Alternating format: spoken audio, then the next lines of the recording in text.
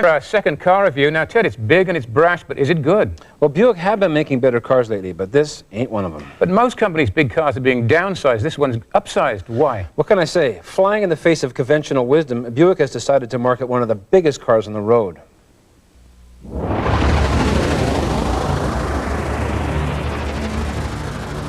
The Roadmaster name hasn't been seen on North American highways and byways since 1958. And this version is Buick's first rear-drive sedan since the 1987 Regal. According to Buick officials, the Made in Texas Roadmaster is for those who want a full-size, full-frame sedan with V8 power in a contemporary package. With its 5.7-liter, 180-horsepower V8 engine and 4-speed automatic transmission and a gross weight in excess of 2 tons, the Roadmaster is definitely a full-size automobile. Indeed, ROADMONSTER might be more to the point.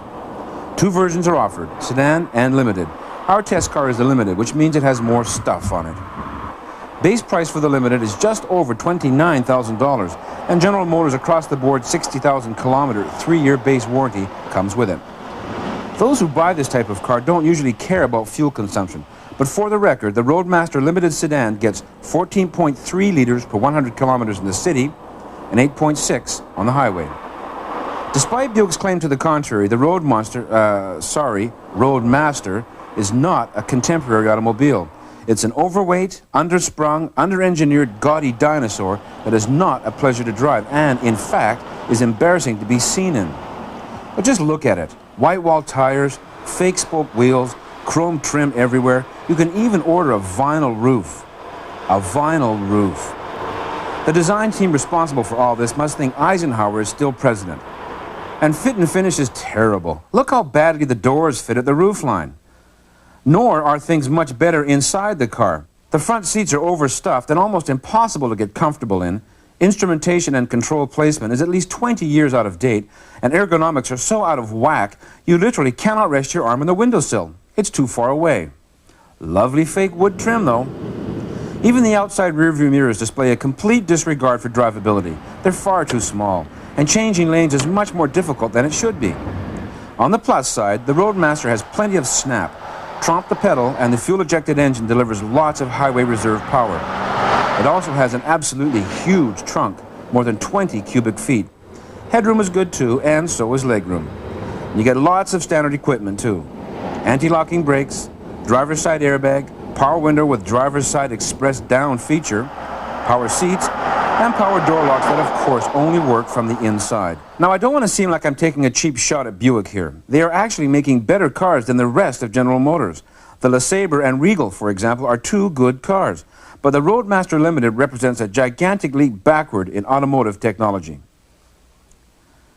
Instead of buying the Roadmaster Limited, why not take a look at the new Ford Crown Victoria, which is a better car in every department. And the Lincoln Town Car is also worthy of mention here. If you want to stay with General Motors, there's the Chevy Caprice Classic, Oldsmobile 98, or Cadillac Seville, DeVille, Brougham, and Eldorado, which are all front drive but still of the same ilk. The Lexus LS400 and Infiniti Q45 also represent better choices, and I suppose Chrysler's Dynasty should be included here as well. Well, I'll give this one a driving dollar value of 1/8 of a tank, but only out of politeness. If I could, I'd go into the red with this one. Well, I sense disapproval here, Ted. And I must say that I'm going to have to defend the car, okay? Because I think that there is still a big market out there who wants a big car. People that perceive that a car to be smooth and comfortable and so forth has to be big. That's not the point. I have no problem with a big car. I understand that. I have no problem with a full frame car. But why do they have to engineer these silly features in it, like the vinyl roof, optional vinyl roof, and the wire wheels? And I mean, well, these things here, these are hangover. This is the one problem with some GM products. This hangover from 1960s, 1970s styling cliches. I mean, wire wheels, really? I mean, those things belong in the garbage bin of bad taste. Do you know what this car represents? It's the reason why Saturn was formed.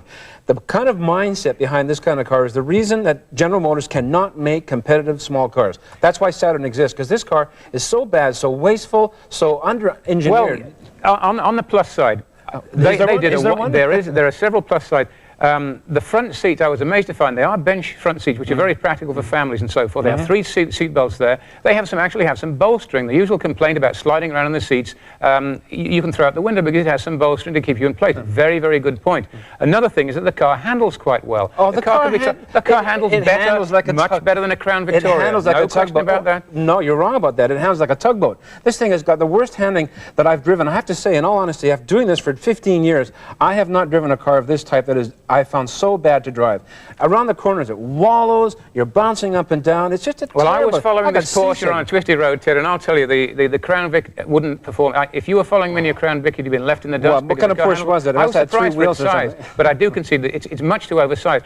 If you look at the distance between the front of the radiator grille, the radiator, and the back of the bumper, look at when you've got the hood open, there is a gap there you could put your Harley Davidson into. It's ridiculous. You could put your Porsche in there. It's ludicrous. It's got a big trunk, I'll give it that. I mean, well, it should have a big trunk. The trunk is as large as a small car. Again, I understand the need for a big car. All I'm saying is that do they have to make one that is so gaudy? Anyway, we got to go. Red light, green light. What I don't like about it, everything. I hate this car. Fit and finish, ergonomics, concept, get rid of it. Green light, on the other hand, good power, have to give it that. Lots and lots of room in it, and you get quite a bit of car for the money, but look somewhere else. Driving dollar value, as I say, 1/8 of a tank, only because I'm being a nice guy. Pretty miserable, Ted. Stay with us. We'll be right back.